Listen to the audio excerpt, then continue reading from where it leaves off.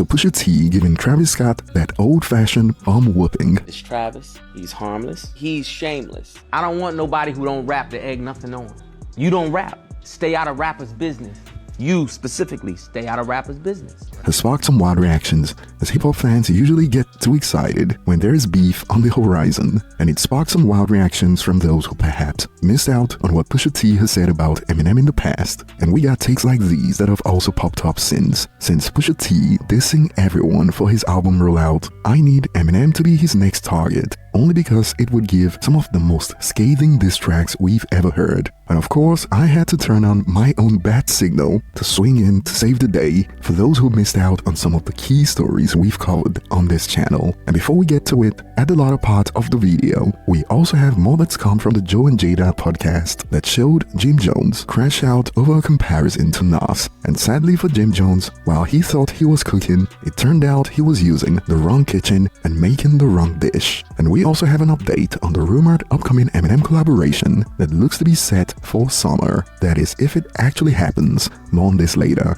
And starting with hip-hop fans foaming in the mouth about the possibility of Pusha T dissing Eminem to make things even more spicy and exciting. And for those who would love to see this, it is highly unlikely to go down based on how Pusha T views Eminem and also Pusha T's character as a rapper. The energy out there. Okay, so how about who's the person that maybe people pinned you or tried to get you to go against that you was like, nah, I'm not, that's just not something that I'm gonna do. Lyrically though. You know what, man? I seen recently on Twitter people saying myself and Eminem. Really? Like, bro.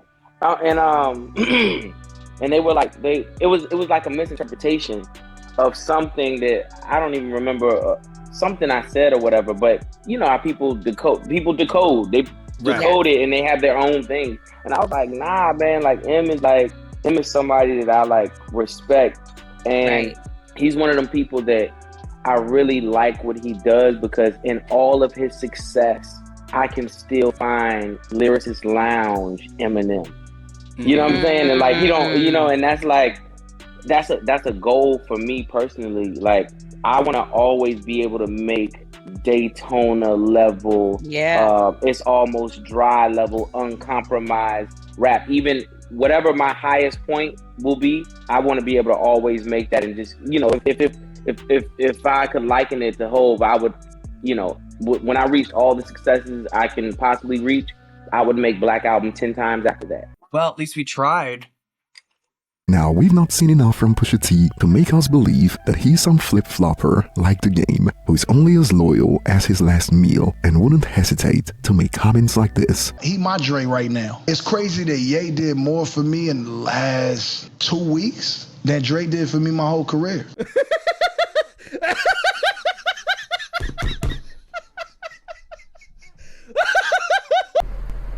And I've got some jokes for you, as in response to the tweet about Pusha T dissing Eminem, this is what I mean when I say some people are stuck in 2017, as we got this. After his last album, M should never be allowed in a studio again. You're fooling yourself.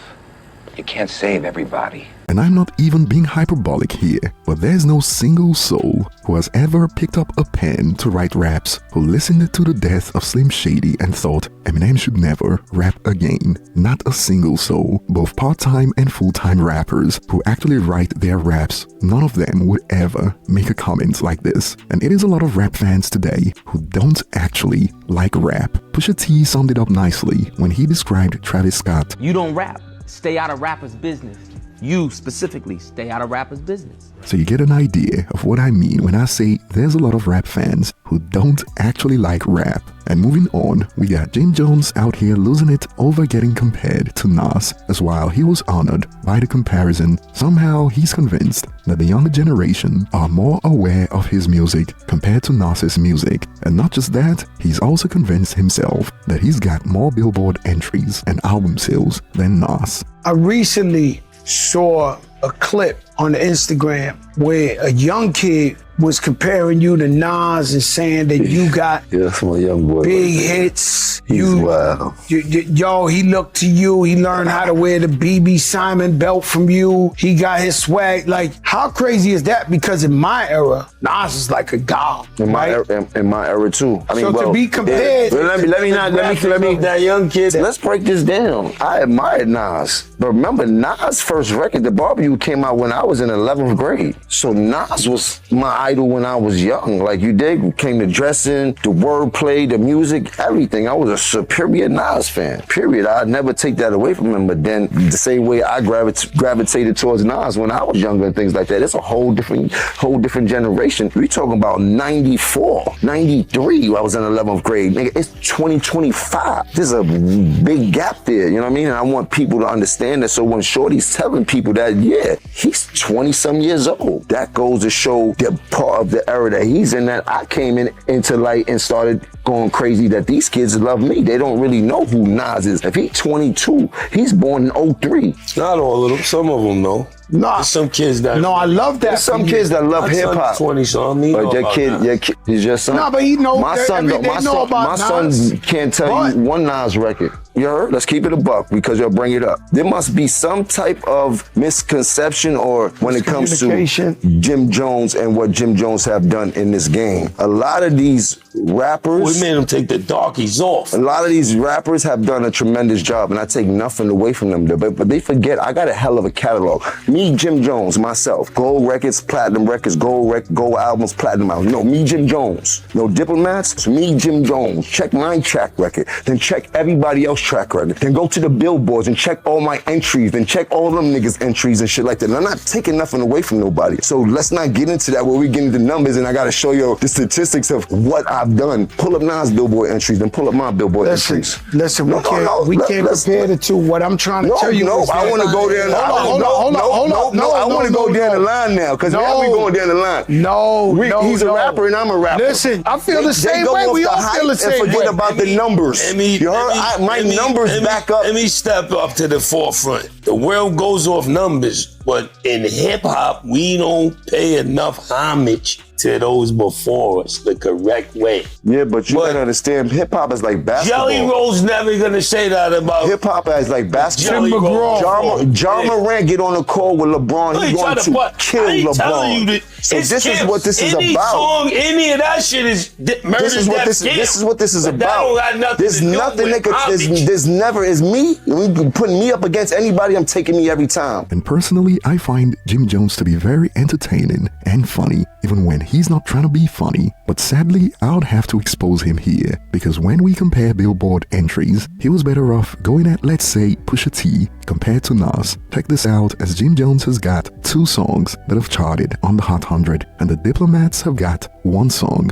Now, compared to Nas, on the Hot 100, Nas has charted 27 songs, and Nas has got 2 top 10 hits. But since he was also talking about RIAA certified units, Nas has also got him beat there, with certified album sales of 12.5 million in the United States, more than the Diplomats and Jim Jones has managed as a solo artist combined. And for certified singles, Nas has also got more platinum and gold records. And overall, Nas has moved over 32.8 million equivalent albums globally, making him one of the best-selling rappers of all time. All while Jim Jones, including the Dipset numbers, doesn't make the top 50 of all time. But I admire his confidence in that snippet, and if you didn't know better, you would think he was spitting facts. And like they say, confidence is silent, insecurities are loud, delusion is mistaken for both. And moving on, we got an update on perhaps the strangest Eminem collab rumor of the decade. As if you were with us for a while, there's a rumor that has lingered for months from Lebanese artist CMK Beats, who has been teasing an Eminem collaboration for months. And so far, no one in Eminem's team has confirmed nor shut it down. And we got an update a few hours ago from the A2 The Show podcast.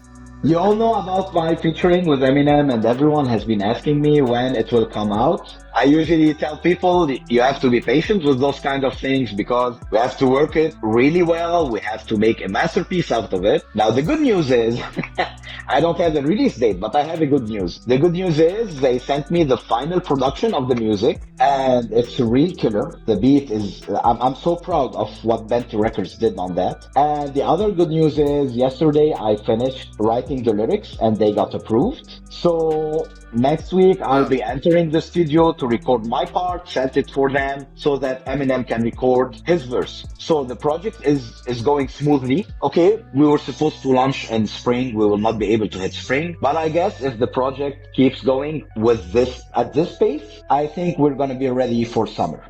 Finger crossed. Woo! I got promoted to the golden artist status. And this is how I was able to, reach a level where they started offering me serious featuring. The first opportunity they throw at me was the opportunity to have a featuring with Eminem. I was in disbelief. I did not do.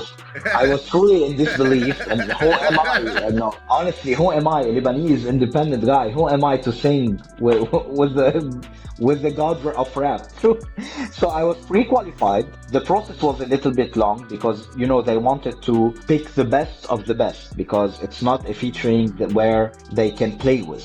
It's their maybe it's their highest profile featuring ever in the history of Benti Records. So I went through a pre-qualification stage, and then we had a video call. I got to meet Eminem on video call. We used to chat a bit, and at the end of the day, I received an email saying that you're one of the chosen to feature on a song with Eminem. And this is how it happened, and this is when I started trusting and what I do. Video chatting with Eminem, what's he like? It